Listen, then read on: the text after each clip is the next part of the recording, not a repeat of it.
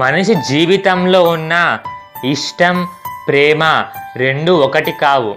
ఎలాగంటే ఒకానొక సమయంలో గౌతమ బుద్ధుడు ఈ విధంగా అన్నాడు. ఒక పూల తోటలో ఒక పువ్వును నువ్వు చూసావు, ఆ పువ్వుని నువ్వు ఇష్టపడ్డావు, ఆ పువ్వు నీకు చాలా నచ్చింది. అలాంటప్పుడు ఆ పువ్వును తెంచుకొని అక్కడి నుంచి వెళ్ళిపోతావు.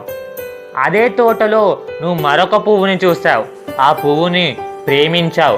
అలాంటప్పుడు ఆ పువ్వు 10 కాలాల పాటు చల్లగా ఉండాలి అని నీళ్లు పోసి మరీ పెంచుతావు. అది ఒక మనిషి జీవితంలో ఇష్టానికి, ప్రేమకి ఉన్న డిఫరెన్స్. అయితే ఒక అమ్మాయిని నువ్వు జీవితంలో ఇష్టపడవచ్చు. ఇష్టపడ్డప్పుడు ఆ అమ్మాయి నీకు కావాలనిపిస్తుంది.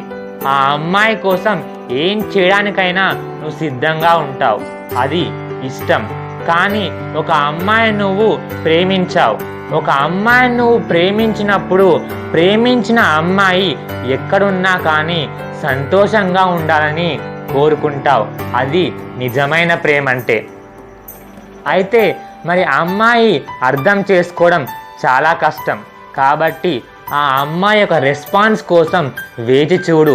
ప్రేమ అనేది మాటల యుద్ధం కాదు, అది 2 మనసులకు సంబంధించిన మూగ భాష. అది అందరికీ అర్థం కాదు. అర్థమయ్యే శక్తి సామర్థ్యాలు అందరికీ ఉండవు.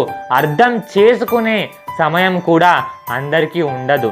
అందుకనే నీ ప్రేమ జీవితంలో ఆ యొక్క భాష అర్థమయ్యేంత వరకు నీ ప్రేమ జీవితాన్ని కొనసాగించు. నిజమైన ప్రేమ నీదైనప్పుడు తప్పకుండా ఆ అమ్మాయి నీ దరికి చేరుతుంది. తన జీవితంలో నీకు తప్పగా చోటిస్తుంది. మిత్రమా, నిజమైన ప్రేమ ఎప్పుడూ ఓడిపోదు, గుర్తుపెట్టుకో.